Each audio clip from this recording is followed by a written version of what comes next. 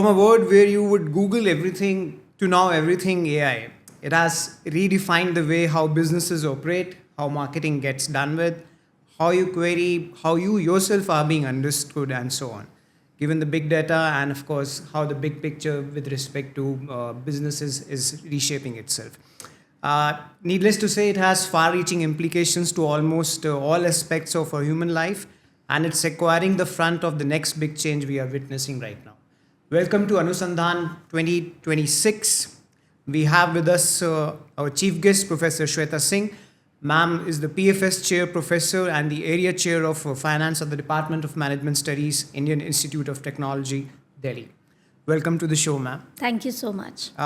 Given the theme of this research seminar, which is artificial intelligence in a changing world, interdisciplinary reflections and roadmap, I wanted to have your thoughts on especially two aspects which have to do with the finance per se.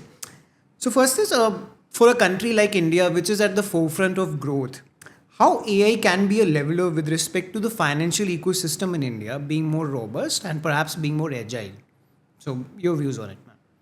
Sure. So I think the corporate finance ecosystem is well structured and is definitely put in place already. But for a country like India, which has a teeming population, probably the largest population in the world now, where we are grappling with employment issues for our younger youth, I think the entrepreneurial finance ecosystem is an area where AI can really help us bec- bring these rural population, rural entrepreneurs at the same level playing field as the corporate finance structure. So whether we're looking at financial inclusion, we've had success stories through Aadhaar, which have been able to link each and every individual with a bank account. But we do want to encourage more entrepreneurship at the rural and district level. And this has the impetus of really helping our country grow and become a developed economy really soon.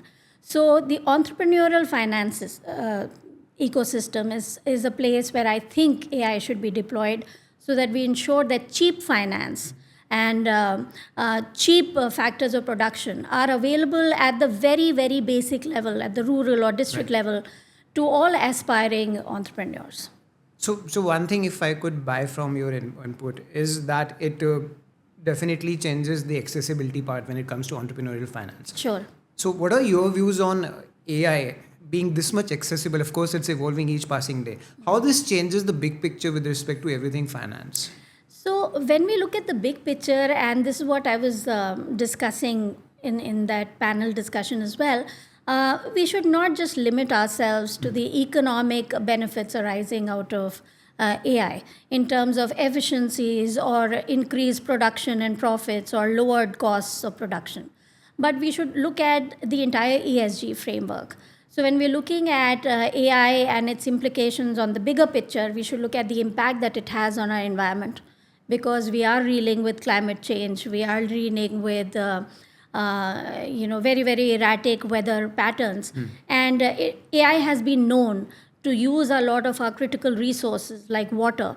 And AI has also been known to raise ambient temperatures across data centers by 2 to 9 degrees. So that is something that has a huge economical, environmental, and social impact. So when we combine the big picture, I would extol everybody to not just look at the economic short-term profits, not have a very capitalist view to it, but look at the complete picture in terms of the impact that it's having environmentally, the impact that it's having on demographies like ours, where we have a big population. So instead of using it to replace human beings, we should use it to augment our existing structures. So that's what I would focus on, looking at the complete bigger picture rather than just the numbers or just the money behind it.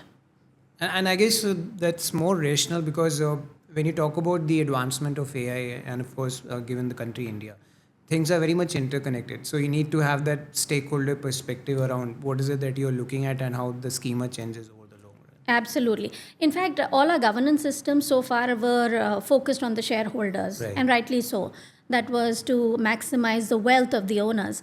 But the generation of today, thankfully, is looking at a much wider perspective. So they're not just looking at the money that a company is generating or an organization is generating, but they're also looking at how socially it is beneficial or how it is impacting the environment around us. So whether it can arrest climate change, whether it can save the planet for us, because let's face it, the way we are going right now as a planet, we don't have a substitute planet to go to, and we should be looking at a sustainable planet Earth for our next generations to come in. Right. So even Gen Z is now very, very vocal about it, very conscious about it, and they are forcing companies to now move from a shareholder perspective to a stakeholder perspective. So this is something that we've been researching also at IIT Delhi, and we have empirical evidence to support the same, that investors these days are looking at how responsible companies are vis-a-vis how profitable they are. Right. So it is a reality, and it is something we must embrace as fast as possible, because I think we are already quite late in trying to work towards a sustainable future. So I think that's a bigger picture that AI and users of AI and deployers of AI should focus on, not lose sight of. Right. Thank you for your input, ma'am. Thank you so much. Let's hope for a wonderful growth story ahead when it comes to country India. All the best.